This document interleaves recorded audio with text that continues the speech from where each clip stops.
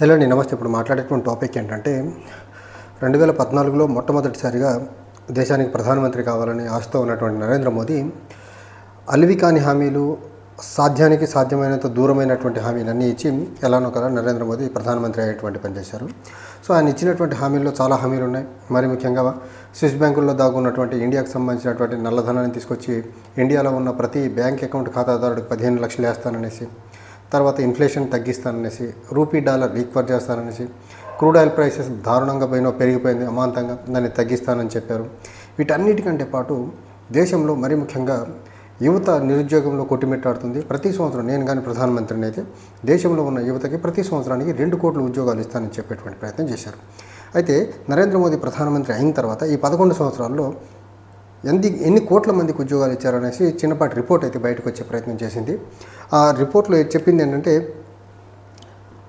గత 11 సంవత్సరాల కాలంలో department of personal and training నుంచి వచ్చినటువంటి రిపోర్ట్, పార్లమెంటరీ స్టాండింగ్ కమిటీకి సబ్మిట్ చేసినటువంటి రిపోర్ట్.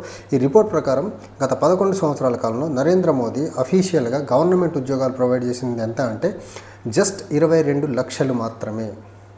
ఇది government of ministry of department of personal and training నుంచి వచ్చినటువంటి డేటా. ఈ డేటాని పార్లమెంటరీ స్టాండింగ్ కమిటీకి సంబంధించిన సబ్మిట్ చేసేటువంటి ప్రయత్నం చేశారు.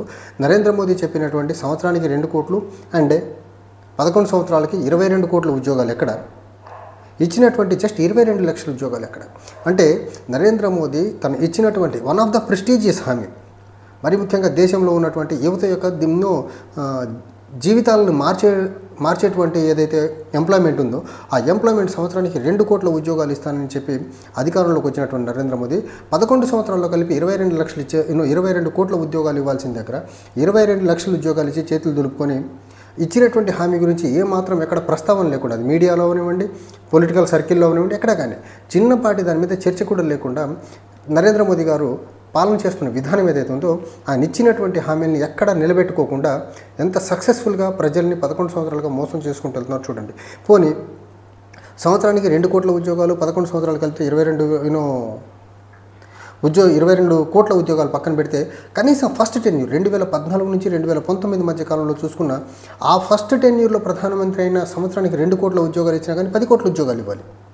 కానీ 11 సంవత్సరాల్లో కలిపి జస్ట్ 22 లక్షల ఉద్యోగాలు ఇచ్చారంటే నరేంద్ర మోదీ ఎంప్లాయ్మెంట్ జనరేషన్లో దేశ యువతకి ఎంప్లాయ్మెంట్ ప్రొవైడ్ చేయడంలో ఎంత మిజరబుల్గా ఫెయిల్ అయ్యారో చూడండి. అండ్ ఎర్లియర్ ఒక వీడియో చేశా, ఎకానమీలో ఉన్నటువంటి ప్రతి సెగ్మెంట్ని, స్టాక్ మార్కెట్ దగ్గర నుంచి, ఎక్స్పోర్ట్స్ దగ్గర నుంచి, ఎఫ్డిఐ అట్రాక్ట్ చేసే అంశంలో దగ్గర నుంచి, పర్ క్యాపిటల్ జీడిపి పెంచే అంశంలో దగ్గర నుంచి, ఆఖరికి సోల్జర్స్ చనిపోయిన దాంట్లో కూడా యూపీఏ కంటే కూడా మిజరబుల్గా పెర్ఫామ్ చేసినటువంటి నరేంద్ర మోదీ దేశంలో యువతకి ఎంప్లాయ్మెంట్ జనరేషన్ చేసి, ఎంప్లాయ్మెంట్ క్రియేట్ చేసి యువత యొక్క లివింగ్ స్టాండర్డ్స్ని, లేకపోతే యువత సెల్ఫ్ రెస్పెక్ట్తో బతికేటువంటి దేశాన్ని తయారు చేస్తాడని ఆశించడం అత్యాశ. ఎందుకంటే నరేంద్ర మోదీ 2014లో ఇచ్చినటువంటి ఏ ఒక్క హామీని కూడా, బ్లాక్ మనీని తీసుకురావడం అవ్వనివ్వండి, 2 కోట్ల ఉద్యోగాలు సంవత్సరానికి ఇవ్వడం అవ్వనివ్వండి, ఇన్ఫ్లేషన్ని కట్టడి చేయడం అవ్వనివ్వండి, లేకపోతే దేశంలో ఉన్నటువంటి క్రూడ్ ఆయిల్ ప్రైసెస్ తగ్గించడం అవ్వనివ్వండి, ఏ ఒక్కటి తగ్గించకపోగా అన్నీ పెంచుకుంటూ వెళ్ళే ప్రయత్నం చేశారు.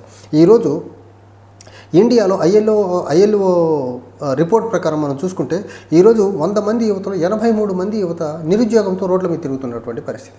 అది ఇండియా ఎంప్లాయ్మెంట్ రిపోర్ట్ 2024 చెప్తుంది. 100 మంది యువతలో ఎంప్లాయ్మెంట్కి ఎలిజిబిలిటీ ఉన్నటువంటి యువత 83 మంది రోడ్ల మీద తిరుగుతున్నారంటే నరేంద్ర మోదీ గారి పరిపాలన ఎంత దారుణంగా ఉందో చూడండి. 50-50 కూడా కాదు, జస్ట్ 17 మందికి ఉద్యోగాలు దొరికితే 83 మంది ఈరోజు దేశంలో యువత రోడ్ల మీద తిరుగుతున్నారు.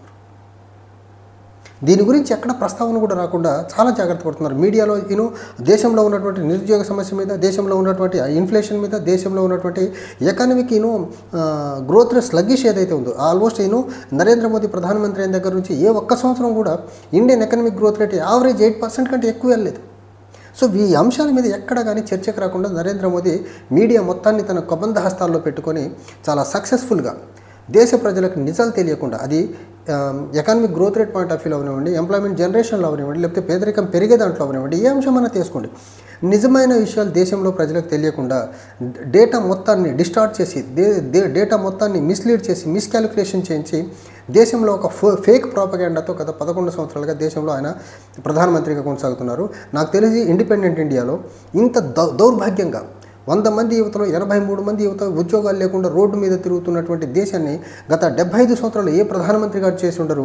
జస్ట్ నరేంద్ర మోదీ గారి పరిపాలనలోనే 100 మంది యువతలో 83 మంది యువత రోడ్లలో ఉద్యోగాలు లేకుండా తిరుగుతున్నారంటే ఈయన పరిపాలన ఎంత చిన్న భిన్నంగా ఉందో అర్థం చేసుకోండి. ఇక్కడ ఇంకోటి ఎకానమీ 11th ప్లేస్ నుంచి 4th పొజిషన్కి వచ్చినట్టు చెప్పేటువంటి వీళ్ళు $4 ట్రిలియన్ ఎకానమీగా మార్చామని చెప్పేటువంటి వీరు మరి ఎంప్లాయ్మెంట్ జనరేషన్ ఎందుకు చేయలేకపోతున్నారు?